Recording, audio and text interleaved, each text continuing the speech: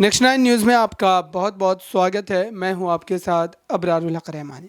मुद्दा आज का ख़ास प्रोग्राम के साथ मैं आज फिर से हाजिर हूं आपके सामने और आज बात करेंगे राजस्थान की सियासत की। दरअसल राजस्थान में इस वक्त जो है कांग्रेस पार्टी कई जो है नए जो है परिवर्तन के दौर से गुजर रही है।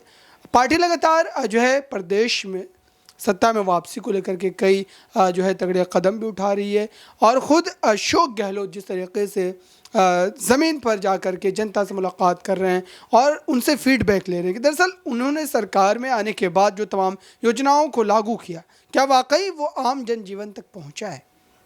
और साथ ही यहाँ पर सचिन पायलट भी एक बड़ा फैक्टर माना जा रहा है, क्योंकि उनके जो तेवर है इस वक्त जिस तरीके से पार्टी के ख़िलाफ़ है, ख़ुद जो है अशोक गहलोत के ख़िलाफ़ लगातार वो खड़े नज़र आ रहे हैं। तो ऐसे में कहा यह जा रहा है सियासी जानकारों के लिहाज से माने तो कि ऐसे कई बड़े विधायक हैं जो विधानसभा चुनाव से पहले तक हो सकता है कि पार्टी के ख़िलाफ़ कोई कदम उठाएं। और वाकई ऐसा होता है तो जाहिर सी बात है कि राजस्थान में सियासी तौर पर एक जो है बड़ा बवंडर होता हुआ नजर आएगा। मेरे साथ ऋतिक मौजूद है, समझेंगे कि इस समय राजस्थान के सियासी हालात को लेकर इनकी क्या राय है और वाकई क्या सचिन पायलट जिस तरीके से सियासी दावे कर रहे हैं कि कई विधायक उनके साथ, हालांकि जब राजस्थान में 92 विधायकों ने अपने इस्तीफे को सौंपा था उस समय उनके पास कोई बड़ी संख्या नहीं थी, लेकिन अब ऐसा लग रहा है कि एक के बाद एक जो विधायक है कहीं ना कहीं उनके समर्थन में नजर आते हैं।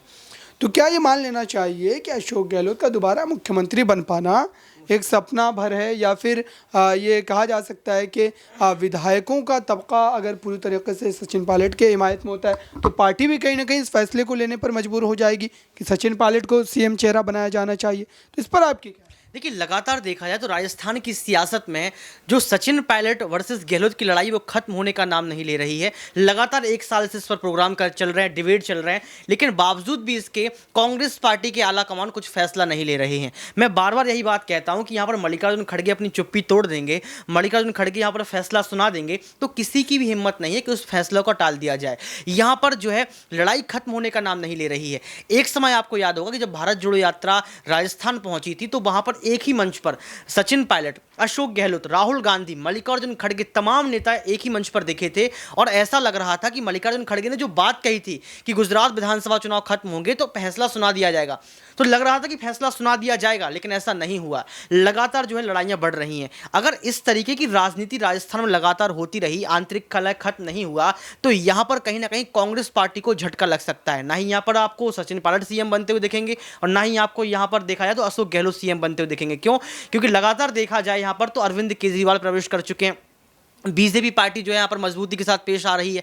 तो यहाँ पर एक समय ऐसा था कि जब ज्योतिरादित्य सिंधिया के लिए नारे लगाए जाते, यहाँ पर देखा जाए तो सचिन पायलट के लिए नारे लगाए जाते थे कि हमारा जो है यहाँ पर सीएम कैसा हो, यहाँ पर कहते पायलट जैसा हो। लेकिन इसके बावजूद भी देखा गया कि राजस्थान की जनता में जो है युवा चेहरा के तौर पर लगातार जो है यहाँ पर सचिन पायलट उभर रहे हैं, लेकिन राहुल गांधी, मल्लिकार्जुन खड़गे उनको पीछे रख रहे हैं। अगर यहाँ पर सचिन पायलट को आगे किया जाता तो मुझे लगता है कि यहाँ पर कांग्रेस की सरकार भी बनेगी और जो एक नारा लगाया गया था वो नारा भी सिद्ध हो जाएगा। लेकिन ये बात तो है ना कि अशोक गहलोत कोई छोटे नेता नहीं है, वो लगातार प्रदेश के 3 बार मुख्यमंत्री रहे हैं और उनके साथ ओबीसी वर्ग जो है पूरी तरीके से मजबूती से खड़ा है और कांग्रेस पार्टी इस जो है वोट बैंक की ताकत को समझती है। इसी वजह से कहा जा रहा है कि अशोक गहलोत के इतने कदम उठाने के बावजूद नहीं, अगर कांग्रेस पार्टी इस ताकत को समझती है तो घोषणा क्यों नहीं करती है? पहली चीज।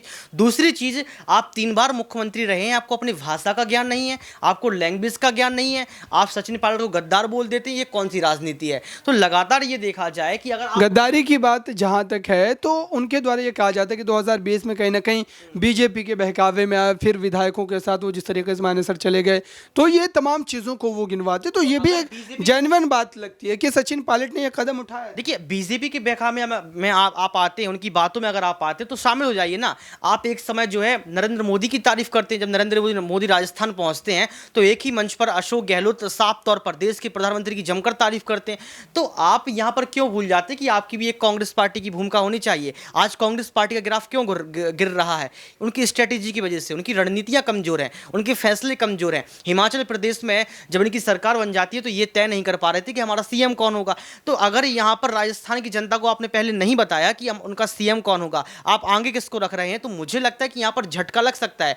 क्योंकि लगातार देखा जाए तो कांग्रेस पार्टी, त्रिपुरा में क्या हुआ, नागालैंड में क्या हुआ, मेघालय में क्या हुआ, पंजाब में क्या हुआ, दिल्ली एमसीडी की बात कर लो, गुजरात की आप बात कर लो, आप निकाय चुनाव हार जाते हैं। तो आप जब लगातार हार रहे हैं तो सबसे पहले आपको यह तय करना पड़ेगा कि हमारी जीत कैसे होगी।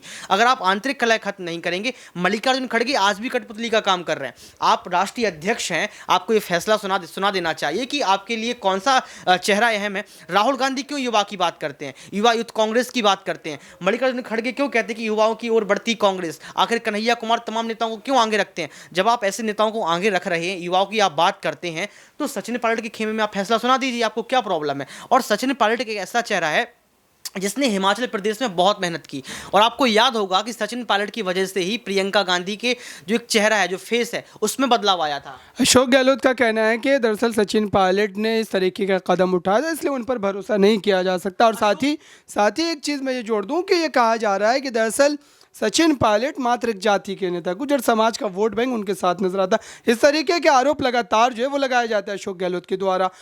तो लगातार अशोक गहलोत इस तरीके की बातें कह रहे हैं कि जो सचिन पायलट खुद को एक बड़े नेता के तौर पर प्रस्तुत कर रहे हैं, लेकिन वो उस तरीके से उनकी छवि नहीं है, ये आरोप नहीं। आपको याद है गुजरात में पर्यवेक्षक कौन था, गुजरात का पर्यवेक्षक किसको बनाया गया था, आपको याद होगा ना। गुजरात का पर्यवेक्षक अशोक गहलोत को बनाया गया था। क्या कर लिया इन्होंने, 77 सीटों की 17 सीटें बचाई वहां पे। यहां पर देखा जाए तो हिमाचल प्रदेश में ताकत किसने झोंकी, सचिन पायलट ने, प्रियंका गांधी ने। तो यहां पर लगातार देखा जाए, अगर आप बड़े नेता बनने की होड़ में, अगर आप ये देख रहे हैं कि हम आपसे बड़ा चेहरा है, हम आपसे ज्यादा वोट बैंक जुटा सकते हैं, ये मायने नहीं रखता है। मायने ये रखता है कि जनता किसके समर्थन में खड़ी है। अगर आपने विधायकों का जिक्र किया था, आज विधायक अगर सचिन पायलट के खेमे में जा रहे हैं, इसका मतलब ये है कि विधायक समझते हैं कि सचिन पायलट अगर बगावत कर लेते हैं, अगर सचिन पायलट बीजेपी के हो जाते हैं, अगर सचिन पायलट किसी अन्य पार्टी में चले जाते हैं, तो यहां पर कहीं ना कहीं कांग्रेस की सरकार गिरना तय हो सकता है। तो मुझे ये लगता है कि यहां पर कहीं ना कहीं ये ध्यान रखना पड़ेगा गहलोत को भी, पायलट को भी, कि पहले अपनी लड़ाई को खत्म करें और एक निर्णय तक पहुंचे, एक सार्वजनिक निर्णय तक पहुंचे जो जनता तक पहुंच सके। लगातार यहाँ पर माना जा रहा है कि कई ऐसे बड़े मुद्दे हैं जिसको लेकर के अशोक गहलोत की जो सियासी मुश्किलें वो बढ़ सकती है, और साथ ही इस समय कहीं ना कहीं एक ठहराव जो है वो देखने को ज़रूर मिला, लेकिन उसके बावजूद भी ये पूरा मुद्दा जो है सिरे से ख़त्म होता नज़र नहीं आ रहा है।